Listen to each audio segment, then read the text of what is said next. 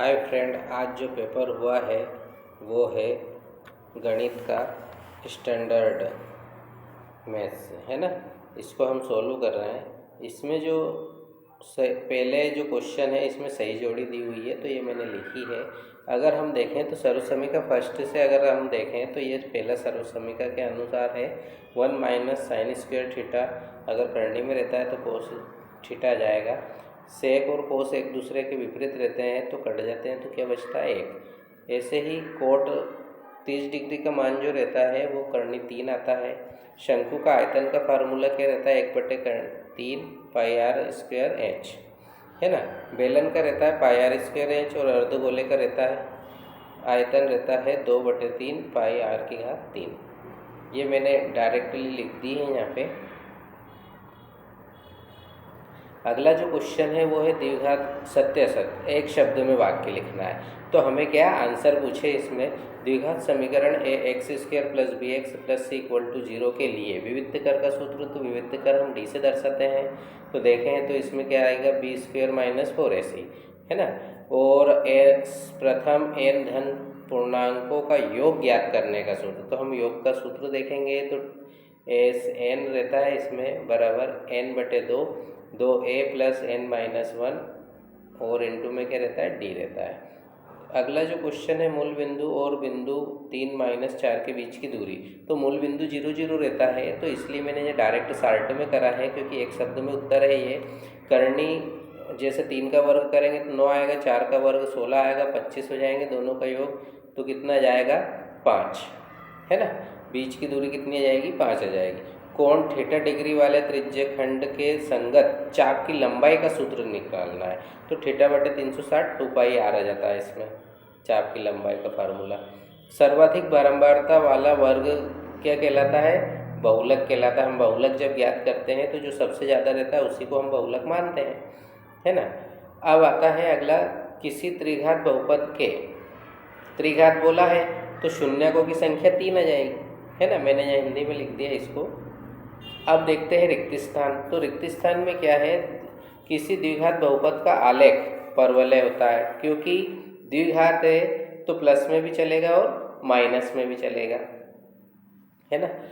सभी वर्ग समरूप होते हैं। समांतर श्रेणी 12 7 2 -3 का सर्वांतर, तो हम क्या करेंगे दूसरे पद में से पहला पद घटा के देख लेते हैं। तो 7 - 12 करेंगे तो माइनस के 5 बचेंगे, सर्वांतर क्या आ गया माइनस के 5। एक असंभव घटना की प्रायिकता क्या होती है 0 और निश्चित की क्या होती है 1, है ना। ऐसे अब किसी वृत्त की स्पर्श रेखा उसे एक बिंदु पर प्रतिच्छेद करती है, स्पर्श रेखा एक बिंदु पर करती है और छेदक रेखा 2 बिंदुओं पर प्रतिच्छेद करती है ना। एक रैखिक समीकरण युग्म जिसका कोई हल नहीं होता है, रैखिक समीकरण का असंगत युग्म कहलाता है या असंगत बोलते हैं उसको, है ना। असंगत हल में आता है और इसको देखेंगे। सही विकल्प चुनकर लिखना था, तो 6 15 का एलसीएम अगर देखें अपन तो 3 आएगा। मैंने यह थोड़ा सा बताया भी है इसको। अब अगली जो कंडीशन दी है a1/a2 बराबर b1/b2 नॉट इक्वल टू है बराबर नहीं है, मतलब c1/c2 के, तो ये कोई हल नहीं की कंडीशन है ना। अगला जो है, यदि द्विघात बहुपद दे रखा है ax की घात 2 प्लस bx प्लस c के शून्य अल्फा बीटा है, तो अल्फा प्लस बीटा का मान तो -b/a होता है, तो ये फार्मूला ही पूछा है ना। द्विघात समीकरण 2x की घात 2 -4x प्लस 3 बराबर 0 के विविध कर का मान, अगर हम इसका विविध कर देखें तो विविध कर का मान क्या आता है, तो अपन विविध कर का मैं यहाँ फार्मूला बता रहा हूँ, b² - 4ac लिखा था, है ना। तो हम क्या करेंगे -4 का वर्ग और -4 और 2 और 3 आता है ना। इसको अगर हल करेंगे तो 4 चुक 16 और 2 तेज 6 6 चुक 24, 16 में से 24 घटेंगे तो कितने बचेंगे अपने -8, तो -8 पे अपन राइट कर देंगे। ऐसे हम इनको सोल्व भी कर सकते हैं ना। अगला जो क्वेश्चन है, यदि एक बिंदु P से O केंद्र वाली, अब देखो मैंने ये चित्र बनाया है, एक बिंदु से अगर 2 स्पर्श रेखा खींचते हैं और वो दोनों के बीच में जो बना कोण है वो कितने डिग्री का है यहाँ पे 80 डिग्री का है। तो हम देखें तो ये यहाँ पे जो केंद्र पर आंतरिक कोण हो जाएगा, क्योंकि त्रिज्या स्पर्श रेखा पर लंब होती है, दोनों कोण तो हो गए 180 के 90 के मिल के, ये बचे 180 में से 80 घटाएंगे तो 100 बचेंगे, और 100 का भी आधा करना है तो हमें 50 आंसर आएगा, है ना। ऐसे ही अगर त्रिज्या r वाले वृत्त के त्रिज्य खंड का क्षेत्रफल निकालना है तो त्रिज्य खंड का फार्मूला किया जाएगा। देखो हम देखें तो यहाँ पे हम सबसे मेन टारगेट करेंगे क्षेत्रफल पर, तो क्षेत्रफल में पाई आर स्क्वायर आना चाहिए, यहाँ पे आया, लेकिन बटे में 360 नहीं आया। यहाँ पे देखेंगे तो पाई आर स्क्वायर तो आया, लेकिन बटे में 200 या 720 आया, जो कि 2 का गुणा करने पर 360 में बहुत 720 हो जाता है, और ऊपर ये 2 आ गए, है ना। तो ये राइट आंसर है हमारा। आगे देखें तो 7, 13, 19 का कौन सा पद 205 है, तो हम इसमें अगर फार्मूला लगाएंगे तो n का मान ज्ञात कर सकते हैं। 2 अंकों वाली कितनी संख्या है, 3 से विभाज्य है। तो अगर हम इसको, मैं हिंट में बता रहा हूँ, अगर हम देखें तो प्रथम पद क्या जाएगा, 2 अंकों वाली संख्या 12 होती है, और आखिरी वाला पद जो an लिखेंगे वो कितना लिख सकते हैं हम, 99 2 अंकों वाली संख्या, और d का मान कितना जाएगा 3। इस प्रकार हम an वाले फार्मूले में मान रखकर हम इसको सोल्व कर सकते हैं, इनका मान निकालना है इसमें। आगे देखें तो ये वाला क्वेश्चन भी सरल ही है, इसका 7वां। इसमें क्या करते हैं अपन, इसको x मान लेते हैं, AD वाला मान, और नीचे 7.2 है, और 1.8 बटे 5.4 आ गया। अगर हम 7.2 का इधर गुणा करते हैं, ये दशमलव भी हटा दें इसका, तो ये 7 72 हो जाएगा, और नीचे 10 हो जाएगा। अब 18 के पहाड़े में आ जाता है ना। इस प्रकार अगर हम काटेंगे तो ये 16 हो जाएगा, x की वैल्यू हो जाएगी हमारे पास। देखो आगे का क्या है,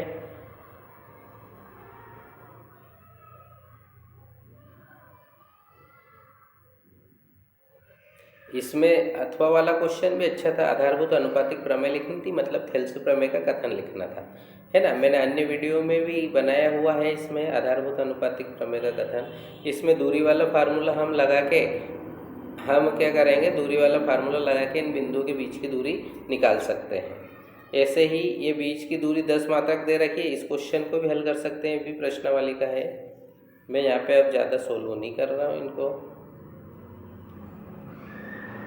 अब यहाँ पे पूछा है उस बिंदु के निर्देशांक ज्ञात करना है जो दोनों बिंदुओं को मिलाने वाले रेखाखंड को आंतरिक रूप से 3:1 में विभाजित करता है। तो बिंदु के निर्देशांक मतलब विभाजन वाला सूत्र, विभाजन सूत्र लगा सकते हैं अपन, इसको हल कर सकते हैं। और इसका और वाला भी बहुत सरल दिया है और बहुत मोस्ट टाइम पे भी हर बार आता रहता है ये वाला क्वेश्चन। इसमें केंद्र के निर्देशांक दे दिए हैं, और अगर हम ऐसा वृत्त बनाएं और उसके व्यास खींचें, ये भी वृत्त का व्यास है, केंद्र के निर्देशांक दे रखे हैं ये वाले, और बी बिंदु इधर दे देते हैं अपन, तो इसमें 1, 4 आ जाएगा, और यहाँ पे ए बिंदु के निर्देशांक x और y मान लेते हैं।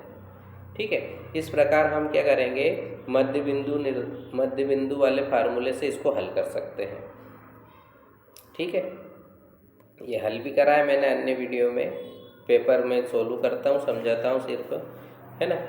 अब अगला अगर क्वेश्चन देखा जाए तो इसको भी हम साइन और सेक का मान निकाल सकते हैं, क्योंकि कोट ए है। तो अगर हम देखें तो इसमें कोट ए को हम क्या लिख सकते हैं, 8/15।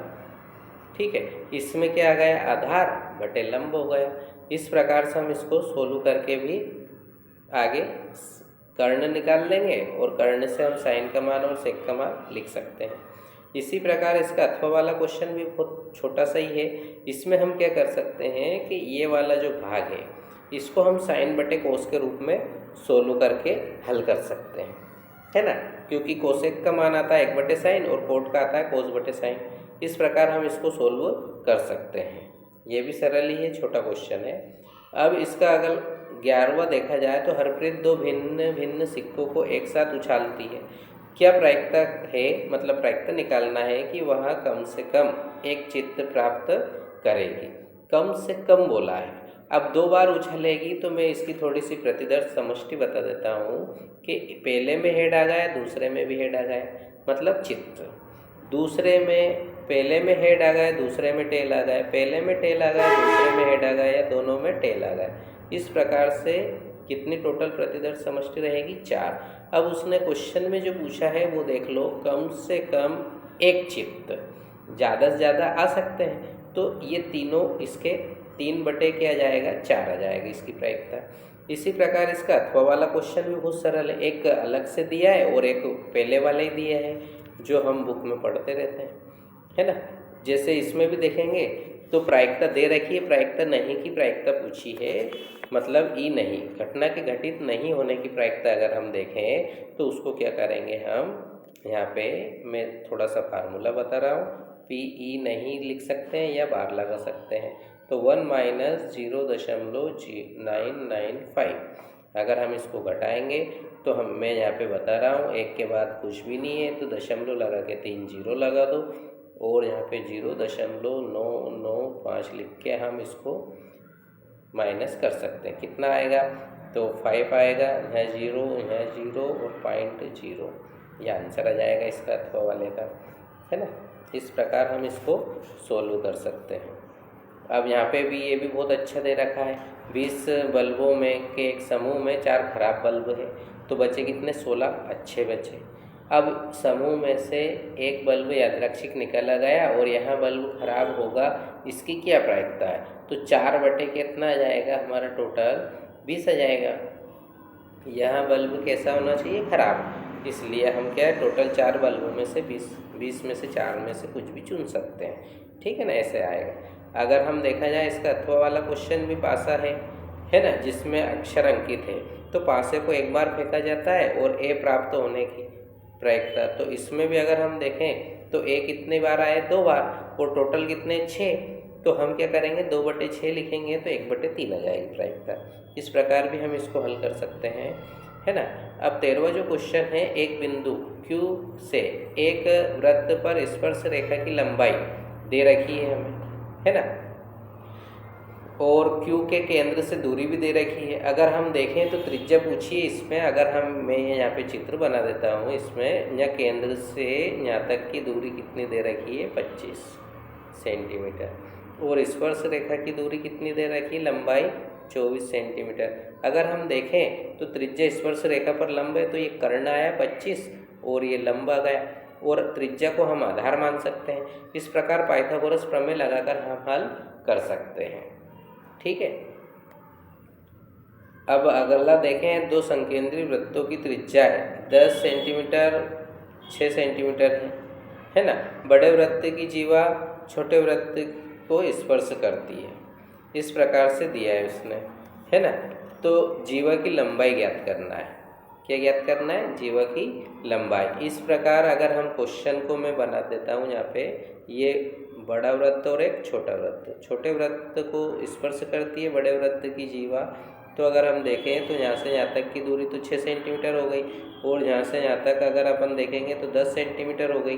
तो हम इसमें भी अगर ये आधार ले आते हैं पाइथागोरस लगा के, तो उसका 2 गुना कर देंगे तो पूरी जीवा की लंबाई आ सकती है ना। मैं यहाँ पे सोल्व नहीं कर रहा हूँ, सिर्फ समझा रहा हूँ। अगला जो क्वेश्चन है, इसमें देखो, लंबाई 6 मीटर वाले एक ऊर्ध्वाधर स्तंभ की भूमि पर छाया की लंबाई 4 मीटर है ना। अब ऊर्ध्वाधर स्तंभ है, कितनी लंबाई का? 6 मीटर, और छाया की लंबाई कितनी है? 4 मीटर, जबकि उसी समय उसी मीनार की छाया की लंबाई 28 मीटर है, ठीक है।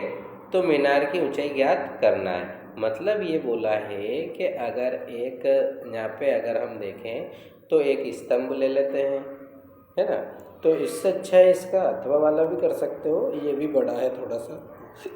इसमें अगर हम देखें तो आकृति को ध्यान से देखिए और पी का मान ज्ञात कीजिए।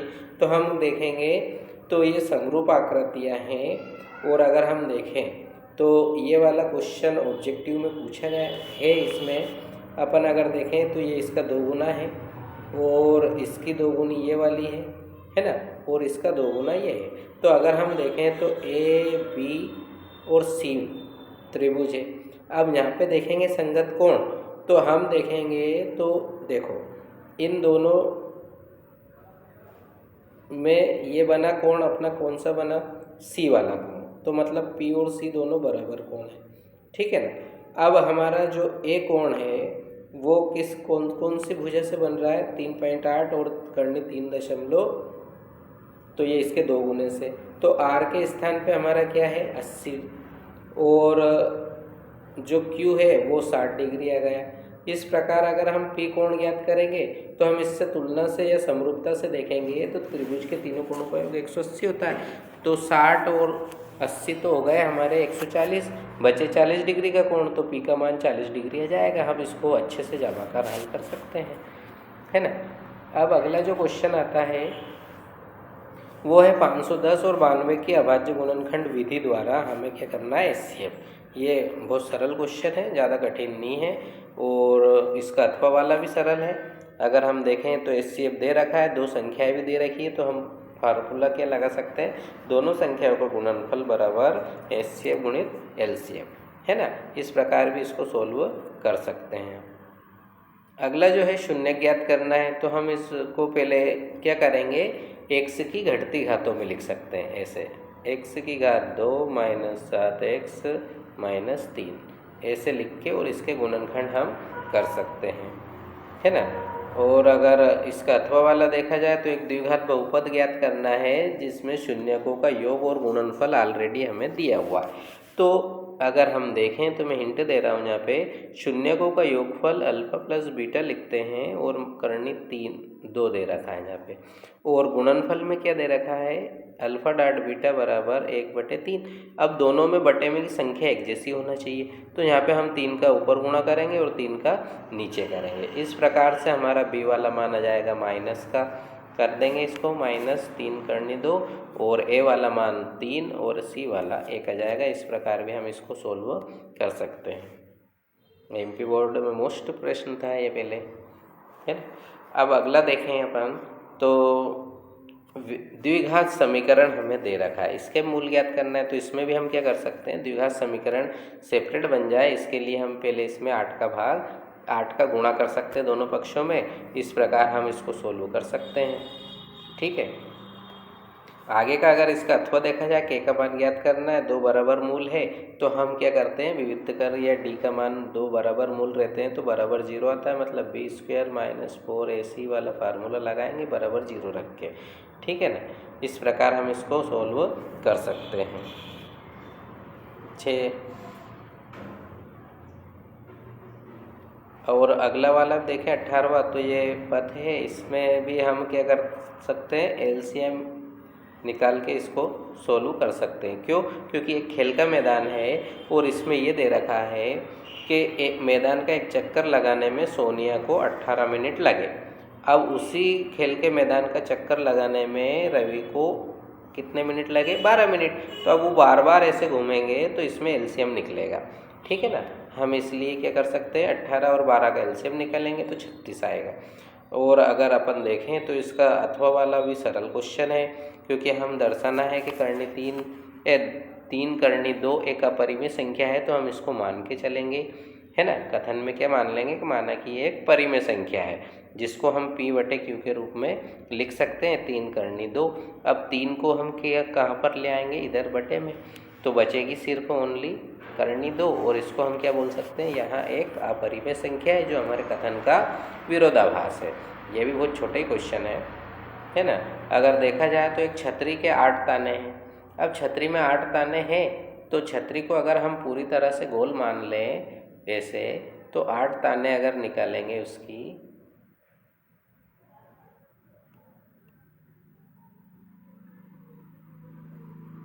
तो ये 8 ताने हो जाएगी, है ना। तो बीच में कितने डिग्री कोण बनेगा, 360 में अगर हम 8 का भाग देंगे तो इस प्रकार से 45 आएगा। और छतरी की जो त्रिज्या है या तान की लंबाई है वो भी 45 दे रखी है हमारे पास, है ना। तो इस प्रकार हम क्या करेंगे, त्रिज्यखंड का क्षेत्रफल निकाल सकते हैं। कैसे, 2 क्रमागत तानों के बीच का फार्मूला लगा के हम त्रिज्यखंड का क्षेत्रफल का सूत्र लगा के इसको निकाल सकते हैं, है ना। इसका अथवा वाला भी वही, कार के 2 वाइपर है, तो हमें सिर्फ यहाँ पे ये ध्यान रखना है कि जो 2 वाइपर है तो दोनों वाइपर द्वारा क्षेत्रफल आएगा। तो इसमें भी त्रिज्यखंड का सूत्र लगा के हम क्या करेंगे, 2 का और गुणा करेंगे, क्योंकि 2 वाइपर द्वारा साफ किए गए क्षेत्र का क्षेत्रफल ज्ञात करना है, ठीक है ना। अब अगला अगर अपन देखें तो 20वां जो क्वेश्चन है इसमें स्नानागार मतलब बगी दे रखा है, तो ये थोड़ा सा अगर बड़ा लगे हमें, बेलन वाला फार्म क्वेश्चन है इसमें, तो इसके नीचे वाला देखो ये भी मोस्ट है, प्रश्नावली का है और पहले क्वेश्चन है सरल। क्या है, एक ठोस एक अर्धगोले पर खड़े एक शंकु के आकार का है जिसकी त्रिज्या 1 सेंटीमीटर और शंकु की ऊंचाई उसकी त्रिज्या के बराबर दे रखी है। तो ठोस का आयतन पाई के पदों में ज्ञात करना है। ये क्वेश्चन भी बढ़िया है। अगर हम देखें तो क्या बोला है, अर्धगोले पर खड़ा एक शंकु है, तो ये अर्धगोला ले लिया हमने, इसके ऊपर एक शंकु खड़ा है जिसकी ऊंचाई जो उसकी त्रिज्या रहेगी उतनी ही रहेगी, मतलब एज बराबर क्या रहेगी, आर। ठीक है, इस प्रकार हम दोनों में फार्मूला लगा सकते हैं, किसका, एक तो शंकु के आयतन का फार्मूला और एक अर्धगोले के आयतन का फार्मूला लगा के हम पाई के पदों में व्यक्त कर सकते हैं। ठीक है ना, पाई का मान नहीं रखना है यहाँ पे। अगर हम और देखें तो अगला जो क्वेश्चन है इसका 5 वर्ष नूरी की आयु सोनू की आयु की 3 गुनी थी। ये क्वेश्चन भी बहुत सरल है। और अथवा वाला देखें तो समीकरण दे रखी है जिसमें हमें m का मान ज्ञात करना है। ठीक है ना, तो m का मान ज्ञात करना है तो इसके लिए पहले हम विलोपन विधि लगा के इसमें क्या कर सकते हैं कि पहले हम इसमें x और y का मान निकालेंगे और फिर ये जो तीसरी समीकरण दे रखी है इसमें हम क्या करेंगे, x y के मान रखेंगे तो m का मान आ जाएगा -1। ये भी मोस्ट क्वेश्चन है, पहले जो आए हुए हैं वो है ना। अगर 22वां क्वेश्चन देखें तो 25 परिवार दे रखे हैं, इसमें क्या करना है, उपयुक्त विधि द्वारा माध्य व्यय ज्ञात करना है। अगर देखें तो यहाँ पे माध्य ज्ञात करना है जिससे हम कोई सी भी विधि से ज्ञात कर सकते हैं। 2-3 विधि पढ़ी थी हमने, एक तो प्रत्यक्ष विधि, पग विचलन विधि और कल्पित माध्य विधि अगर हम करना चाहें तो। और अगर इसका अथवा वाला क्वेश्चन देखा जाए तो इसमें सिर्फ बहुलक ज्ञात करना है, तो ये वाला और सरल रहता है। क्यों, क्योंकि इसमें ये जो तालिका आड़ी दे रखी है इसको हमें खड़ी करके ही हल करना है और इसमें बहुलक आवृत्ति कौन सी है जो सबसे ज़्यादा बार आती है, वो यही हमें ऑब्जेक्टिव में भी पूछा गया है आगे क्वेश्चनों में, है ना। तो इस प्रकार से हम इसको ज्ञात कर सकते हैं।